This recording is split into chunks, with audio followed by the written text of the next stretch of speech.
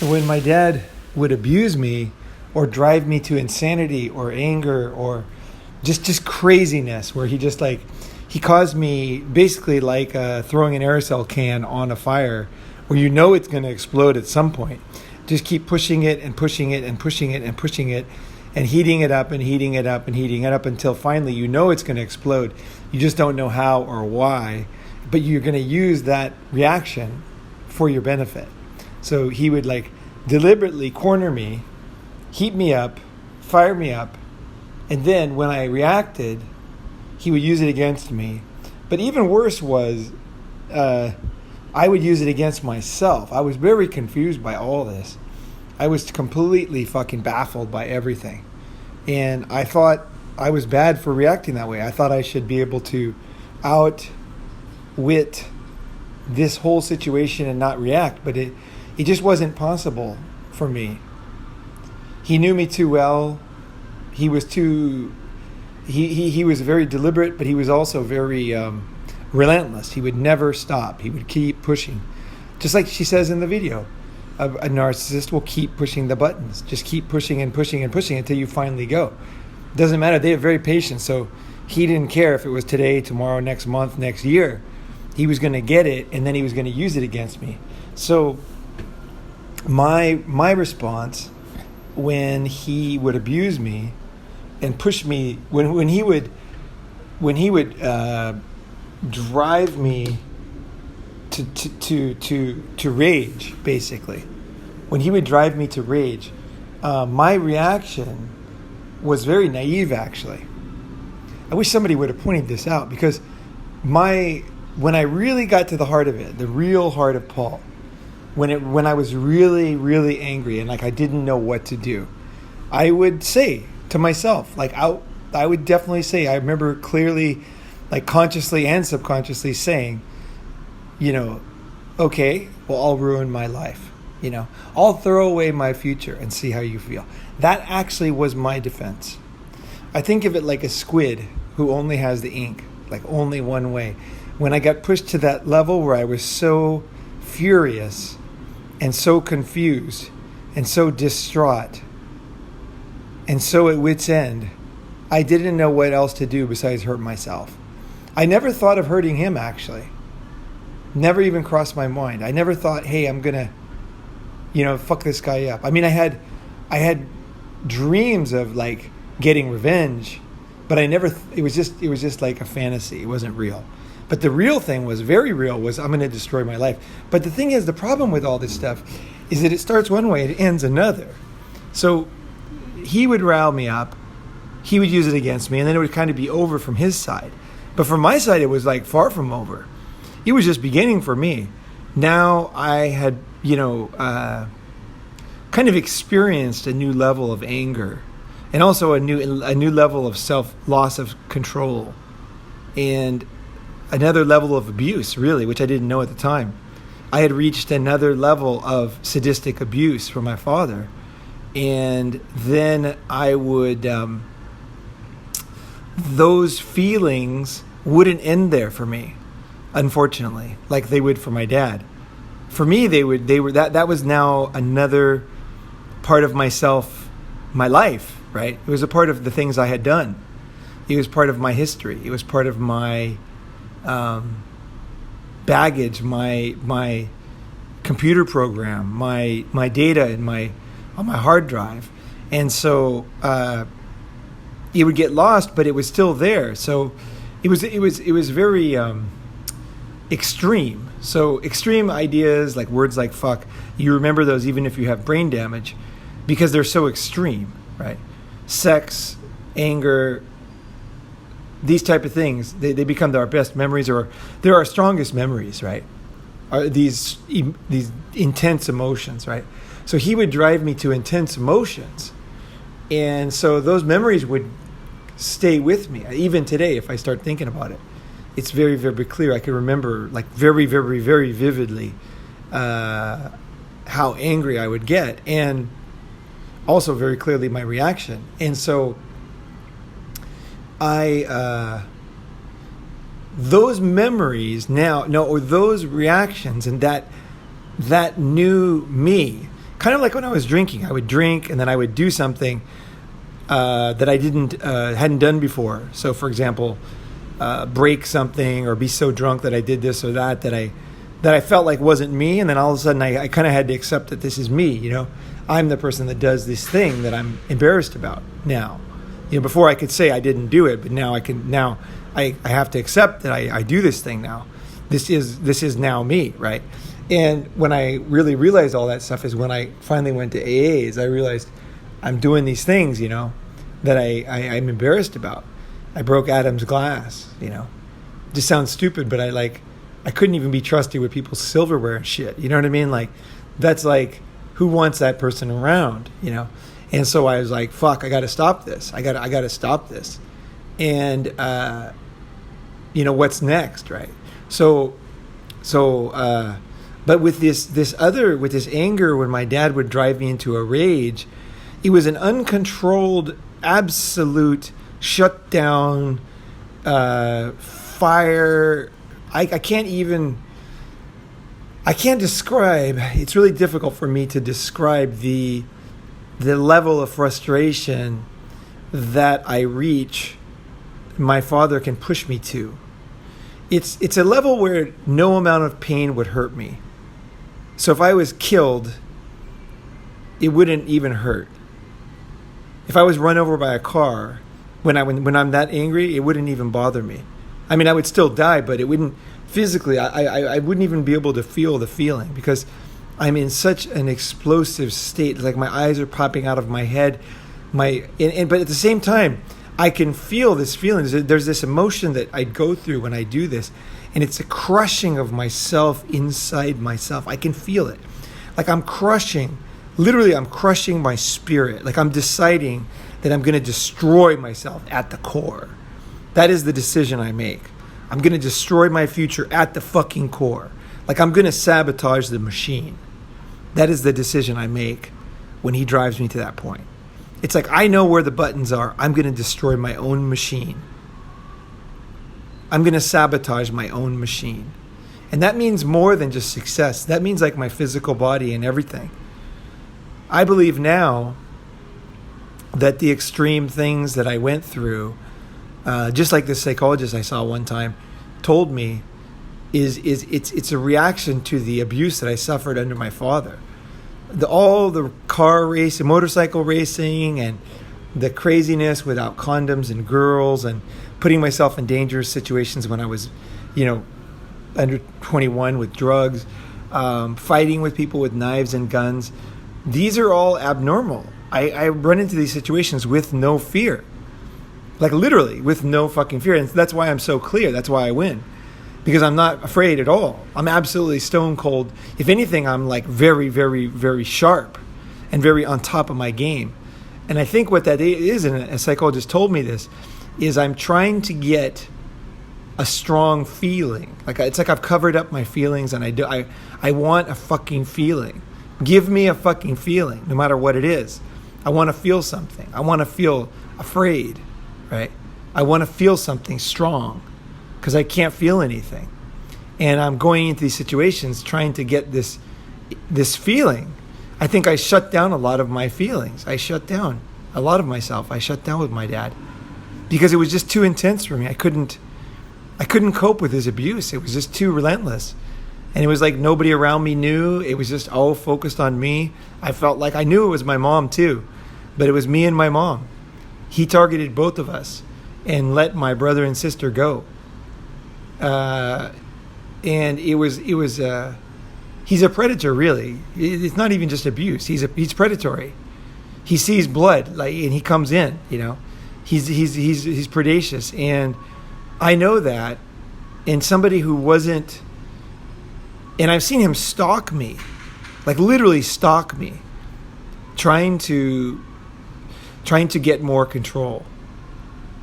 I saw him one time where he pushed me to utter rage, and of course he was in total rage, but he drove me to this state where I was just like totally distraught. And then he left the house. So he went out the front door, took his truck, drove away. And I started to be onto him, because now this was when I was back home.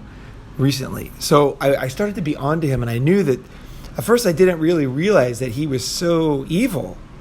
Like he's like Dr. Evil. He's like a Disney character. Like I couldn't accept that, or I was maybe too busy with my life to even worry about it.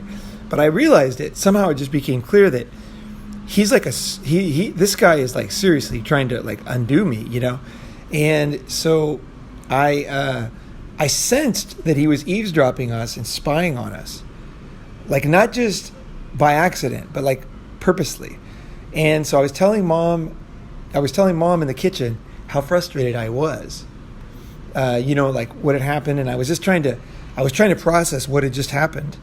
The anger I had and the frustration I had. I was trying to talk to somebody who would love me and care and would understand the situation. And then, just like I thought, I was with my mom, and I was in the kitchen, and there's no doors in any of this house. They made this house with no doors. So there's no privacy in my parents' house. So my dad can spy. I believe it's so he can spy. My dad is the one my mom did a lot of the interior work, but I believe a lot of the design of the house is so that he can break. There's not even a bathroom door. So you can hear people taking a shit. You can see them taking a shit if you walk in the right angle. And I believe all this was my dad's doing. And it's like really a physical sign of the way he is. He wants to break you down. And that means no privacy for you. So there's no place to lock yourself in the house. There's only one place, and that's the bathroom. But it has 2 doors and a window. And it's easy to forget one of the doors. So there's no place. The other doors don't have locks, if there are doors. And like my room is like a hallway. It has 2 doors and people walk through it. So I never had any privacy. People would just bust in when I was jerking off or whatever. I never had any privacy. My dad would come in when I was taking a shit, when I was taking a piss. People would walk through, my sister, her friends. I mean, it was the bathroom. The bathroom and my bedroom were hallways.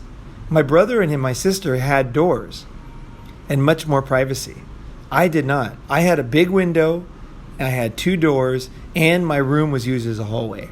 And my bathroom was used as a hallway. So, it was just like a hallway that was used. It was a necessary, like, artery of the house because you had to use it to get to the garage. So, it was used all the time. Like, every time you take out the trash, every time you go to the car, every time you, anything, anytime you bring the trash, like whatever you do, you need to go through the garage. Like we use the garage door more than we use the front door. So the garage door is my bathroom, the hallway.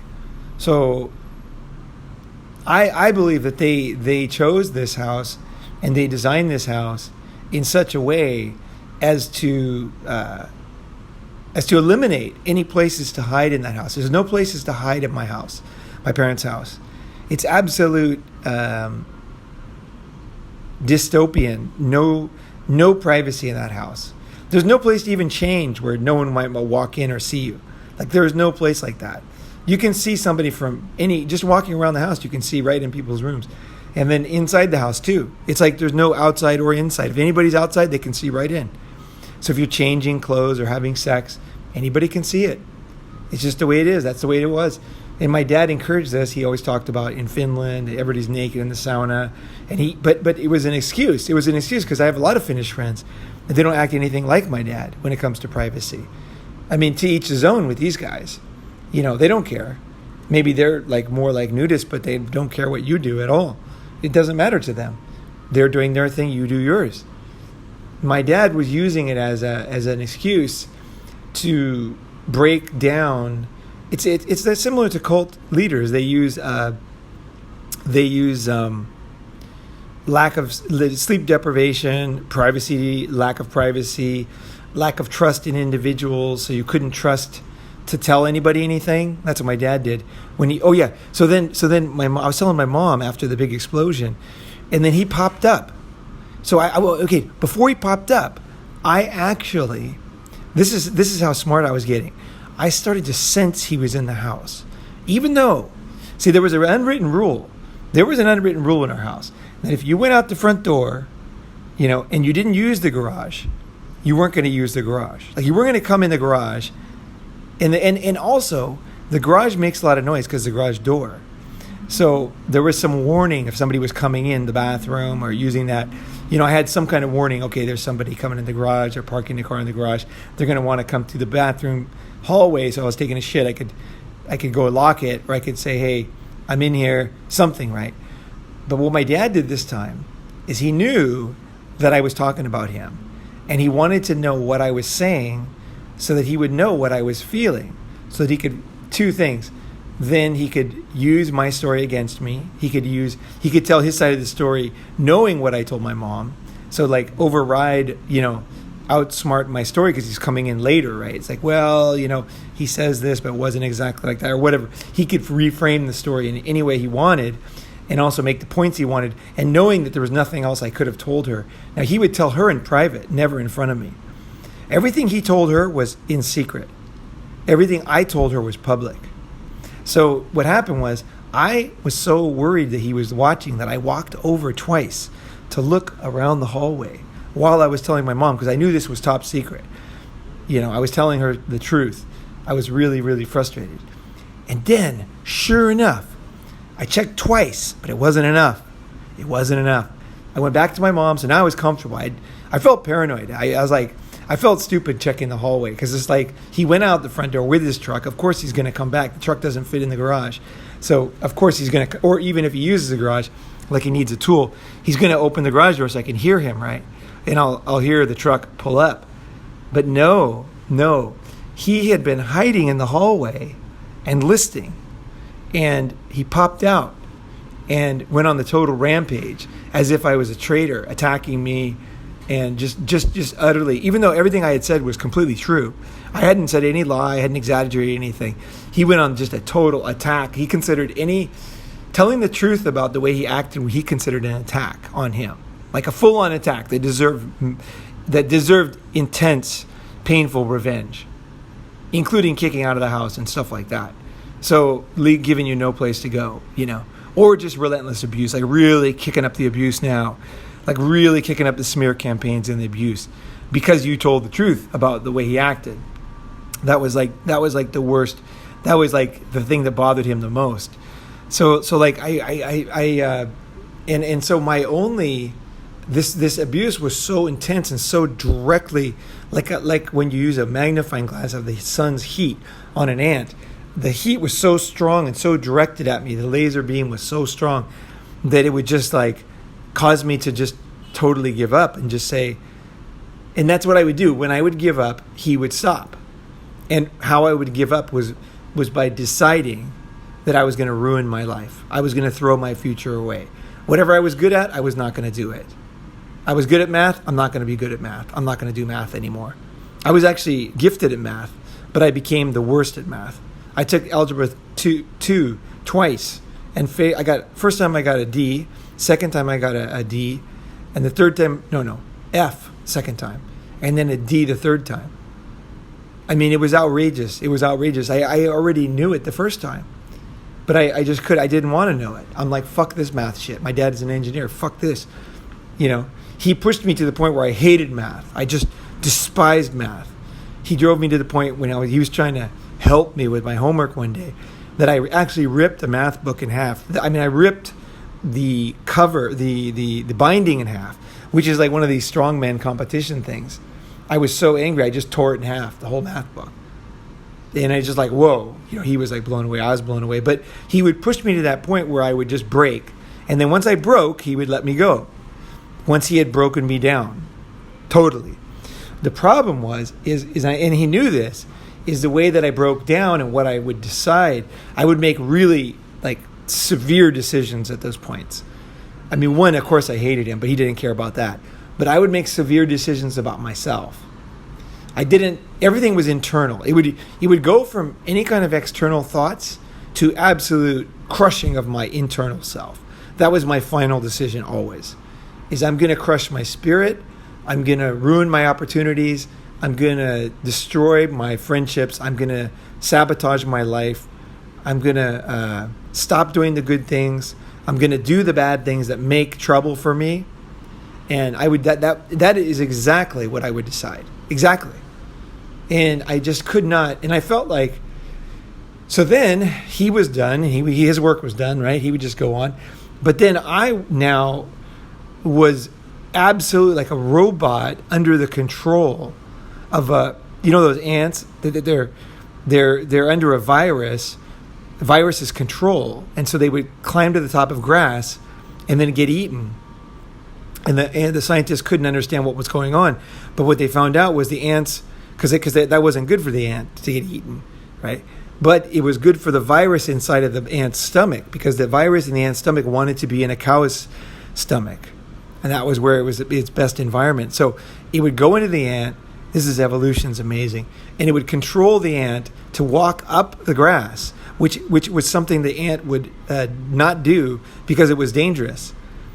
He would get eaten, right? So the ant would, like a robot, climb up the grass, get eaten, and then the virus inside the stomach would go into the cow's stomach. So the virus controlled the ant. That's why the ants were suicidal. They would be controlled like a robot, like a drone from the virus. And this is what I would become. I literally would do this. I would crawl up to the top of grass. It's truly, it's a miracle that I'm still alive. It really is a miracle. Like physically that I'm alive, that I did not destroy my body. And also it's a miracle I didn't die in one of my suicidal, crazy things that I did as a youth. Like truly, like my stuff is like, it's way too crazy for Jackass, way too crazy. Nobody would do it. They wouldn't air it. It's too dangerous. It's like no fucking way. No fucking way. It's too random. You're going to die. That's the kind of stuff I did. And I remember one time when I would tell my dad this stuff, and I started to know my dad as years went by. I knew when my dad he really knows what he's doing. My dad's very intelligent. Okay, that's it. He's very intelligent. And he's a predator. And he's a psychopath. So he's not a narcissist. That guy's a psychopath. And full on. He has no remorse. He has no conscience. He just moves fucking on. He's abusing my mom. He's ruining her life. He's using her beauty to show that he's a cool guy. He's really malicious. And he always flirts with other women in front of my mom. Always. With young waitresses. And my mom, is totally, basically true to him. I don't know, but she seems like it to me. She takes it. And it's not right. It's really lame. It's really stupid. I never would do that to girls. No fucking way. If I would do it on accident. If I couldn't help it. I would look over at some cute girl and then I'd be like, fuck, why did I do that? You know what I mean? But I never deliberately said, this is going to hurt her self-esteem. I'm going to stare at this other woman. I'm going to compliment this other. But he would do that. So whether he actually cheated or not doesn't really matter. He destroyed my mom's self-esteem because she was a beauty queen. And she's very beautiful, even today. But he needed to destroy that. He needed to destroy her self-esteem. So she still got the beauty that he can parade around, but she doesn't have the self-esteem. So she stays under his control. So that's what he does. He keeps her as his hostage and abuses her to no end in very many, many ways. And she's like a nervous wreck now. She's actually given in. There's no hope for my mom. She's already, yeah. This is, she's making the best do with what she has. But so let me think here. What was the last I was going to say? So, I was going to say something. It's all now very clear to me. It's very clear to me now that my father deliberately abused me, and that my job now is truly to find the real me, and where I was naturally, my natural who I was. Oh yeah. My dad, yeah. One thing he did, he would give me commands about what to do sometimes. It was very similar to NLP when you stare at someone and you speak in a different voice, like a hypnotist or something. It was very calculated and very serious. He goes into a different voice and he stares at you really intensely, and he gives you a command.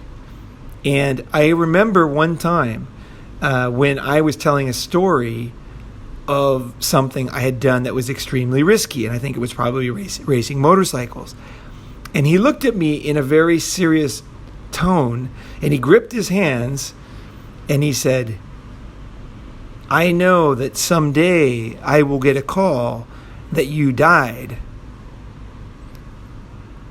And, and that will be very sad. But it wasn't sad. It wasn't that. It was a command, and I knew it. It was a command to die. I frustrate him so much. My optimism, the way my mom loves me, the way I don't give up. He didn't destroy my body. My body is very healthy. And I don't really understand that, because other people that went through what I went through, all of them are broken down. Like, seriously. I've met a lot of these guys now. When they tell me their stories, very similar. All of them are just crumpled up by the time that they're in their 40s. They've gone through serious drug abuse. They've gone through serious, they've broken everything. They're crumpled. Like they kind of physically hobble along. They're destroyed. Their body is destroyed. And I am like one of the rare ones who my body is stronger than before. So somehow, and I think this is my saving grace actually, somehow I fucking survived physically. I don't know how I did it, but I went the other way, or I somehow physically made it, I was able to throw that stuff out of my mind and physically become a better Paul. And I think that gave me like some kind of motivation, because I didn't have anything else, but I had my physical body, and that served me very, very well. So I'm very, very grateful. I'm very, very grateful. And that is not a joke. I am very fucking grateful that my body is healthy and strong, and that my defense mechanism was to get stronger. And I believe to this day, I started lifting weights because I looked at an ad in the back of my Mad magazine, and it was that guy, that old famous ad where he kicks the sand, Charles Atlas, and he's like, bullies are kicking sand on him, and then he lifts weights, and then he becomes this big, strong guy who can take care of himself. I remember reading that ad and getting weights when I was in 6th grade. And the reason why I got those weights was not for bullies in school. It was for my father. I was being bullied by my own father. And so I responded to Charles Atlas's ad, but that way. And I think that was the beginning of my fighting the bully. I'm not going to give in to the bully. I'm going to improve myself and fight. Unfortunately, I didn't have the emotional, mental tools also. I had the physical tools. I learned the physical tools, and I was disciplined with those. But I never had the mental and emotional tools that I'm having now. So I'm very grateful for my life now that I lived long enough. And I'm also, because I kept my body, I took Charles Atlas' advice, and I kept my body in shape. And so I have a second chance now to live my life, to enjoy my life, and to implement the ideas that I'm learning now, and to reprogram myself. And, regret for time gone by, whatever. But I deal with that. I definitely have I have regret for time gone by. But at the same time, I also, the opening up, it's almost like yoga. I was very inflexible my whole life. And now I'm opening up for my body for the first time, probably since I was an infant. And it feels really good, because I was always so inflexible physically. And to open up for the very first time, to open my hips up, to open up my, my joints, my back, it feels like enormously, because I'm not used to it. It's like, it feels like, if you were used to something, you'd think it was normal. But for me, it's like, feels like fantastic. Like, it feels fucking heavenly. And this is what I do now. What I do now is I even though I can't get back that time, right? I can't get back that time, but I do feel a greater satisfaction for the things that maybe somebody else had when they were younger. The flexibility, the openness of my body, and also the emotional tools that I'm learning to come into myself now are absolutely overwhelming. They're almost like, I feel like it's like sunshine in my soul or something. Like, I can't really describe it. It's kind of an amazing feeling that I have. And it's something that it's like when you've been very miserable, and then you all of a sudden, find yourself transformed in a new situation. It's this kind of exhilaration, and that's how I feel. I feel this exhilaration for knowing what I really am, who I really am, and then for discarding the false self that I was trained to be, to do. That was not me. That simply was not me. And so as I face that more and more, it seems like it would be impossible to change 53 years of history, but it's actually the opposite, because the self that he implanted in me, my abusive father, was not true. It was not me. And so, because of that, it's a false narrative. And the true narrative is still here. I'm here. And I'm healthy. So that starts to kind of naturally overtake the old one.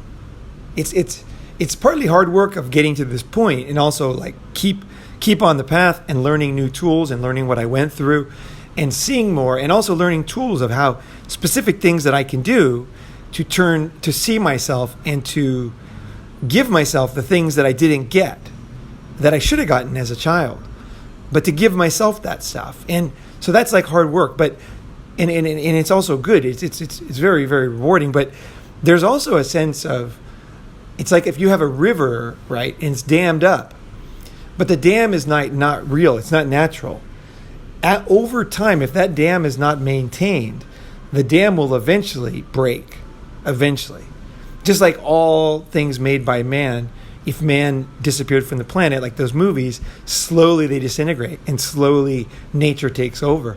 And that's what happens with these false narratives. So they weren't true. They aren't true. And they cause a lot of damage. But hey, I'm here now, and watching the dam, which is my false self, which is when I saw myself as not a good person, when I saw darkness inside myself, when I couldn't see myself clearly, when I didn't have empathy for my own situation. Each thing is like, it's like 10 years of more neglect of that dam. And then the dam just gets a little bit more cracked and a little bit more old, and the machines stop, and the water starts going over, and the cracks start to form, and the mud starts to loosen, and it gets closer and closer to falling, just by natural weight and lack of maintenance. So this is my message of hope for you guys. If you've been through abuse, is that this was not natural, or it's not the natural order of you. Okay? So once you start to get the tools for understanding what happened, like honestly understanding, and also seeing your part in it, your reactions. That's a very important part of it too, is taking responsibility for what this caused you to do to yourself, that you did, your choices, my choices that I did, and also my choices that I did to others is something I'm starting to think about. Like, did I do anything in this period that I regret? My dad aside, did I do anything? And to go and make amends for those things. Because now I can make amends for those things with a very clear heart.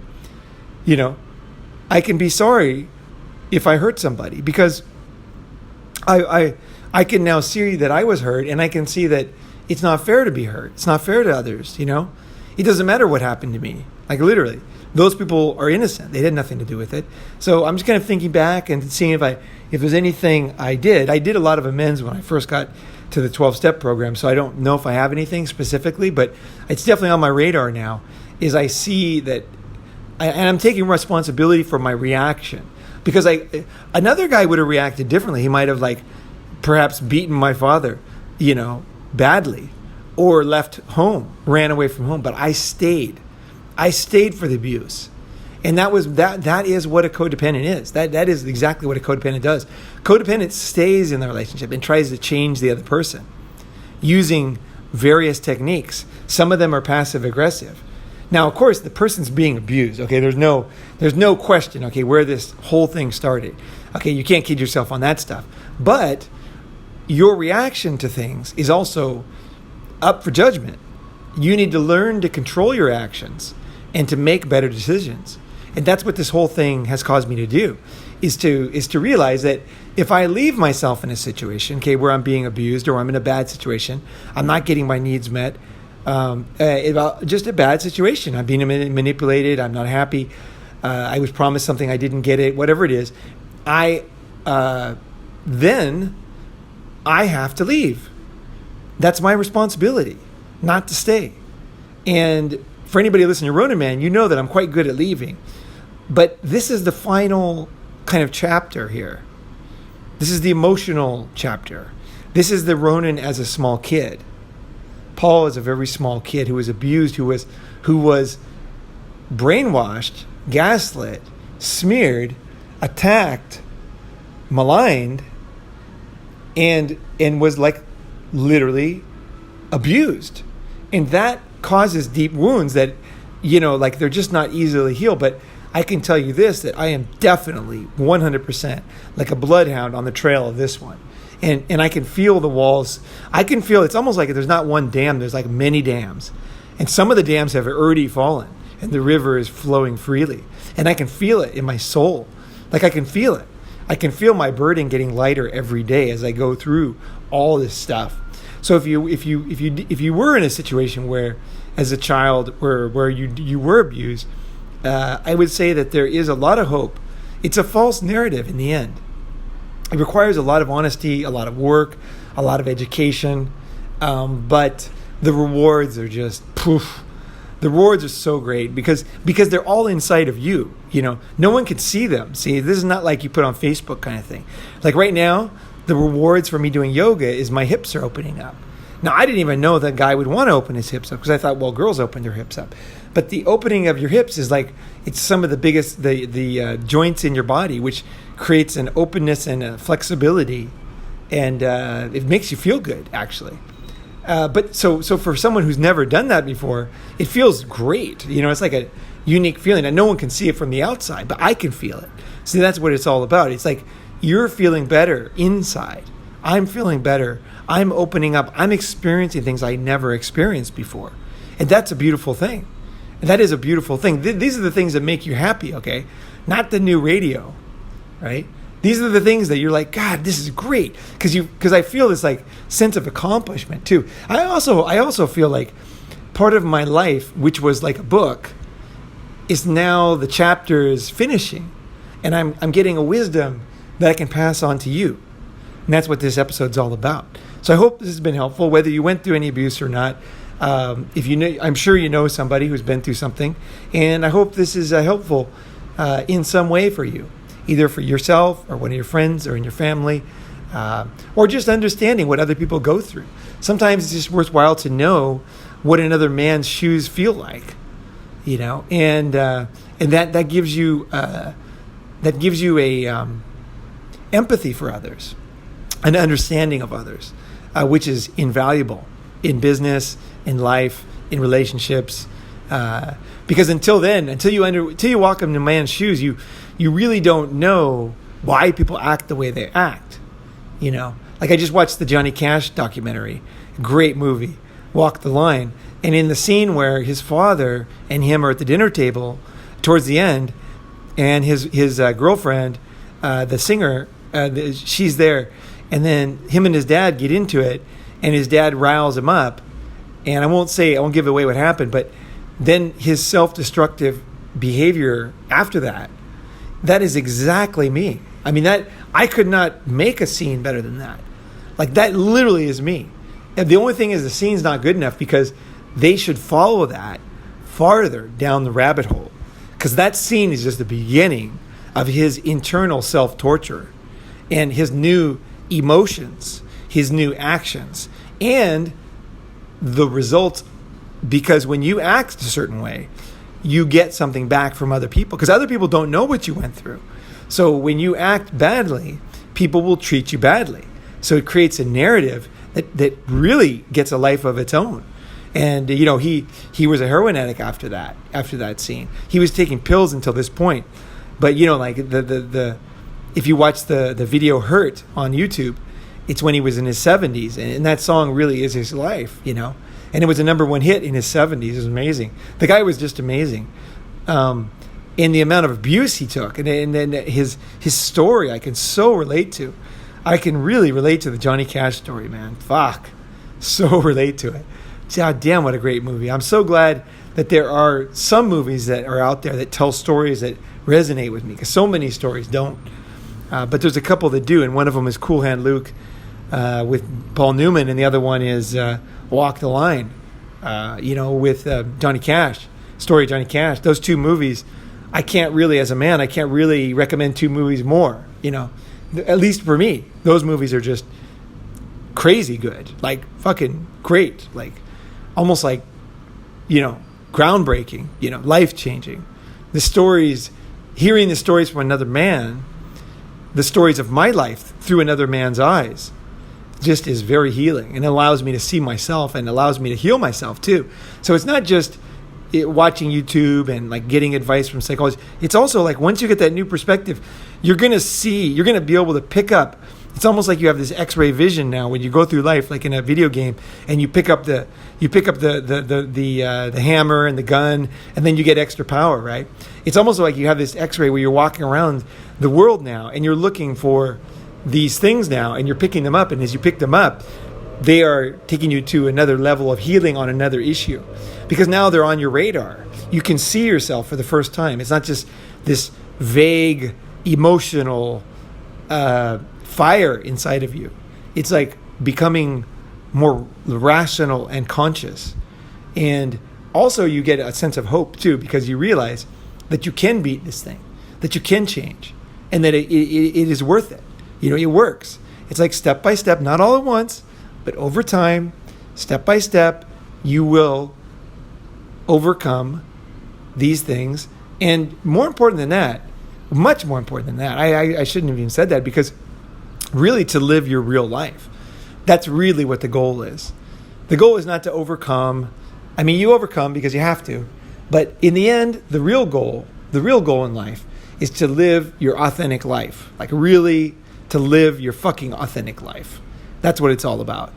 And that's what happens when you tear all the way, you heal from all this stuff, and you start to see yourself through another lens, and you're like, fuck, man, I need to, I like this. I like that. I want this. I feel this way about this. And your authentic life might be very different than other MGTOWs. You might not fit the narrative of other guys. It doesn't matter, because you're on your own journey. You're on your own journey. And it's not a journey of hiding. It's not a journey of anger. It's not a journey of reaction. It's a journey. It's a powerful, powerful journey. It's like a nuclear-powered spacecraft, or a solar wing using the solar wind. You just go faster and faster and faster. In space, there's no friction. So even the tiniest bit of push over time becomes, tens of thousands of miles an hour. And that's what happens to you. You just go faster and faster and faster and better. Things get easier and easier. The wind beneath your wings. It really is true. I found it to be true, at least, and I hope you find it to be true. So I hope you enjoyed this story, and thank you very much for listening. It's January 6th, 2019. Things are looking very good for 2019. I'm really looking forward to what this year is going to bring.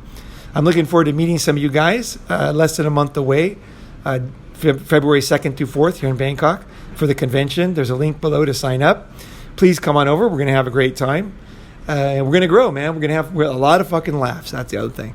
We're going to have a lot of laughs. So jump on a plane, come on over, and let's get to the heart of shit. Let's make some changes. Let's see some stuff. Let's find ourselves. Let's do it, man. Fuck society. It doesn't matter. It's not about that. All right, guys. Ronin Man signing off.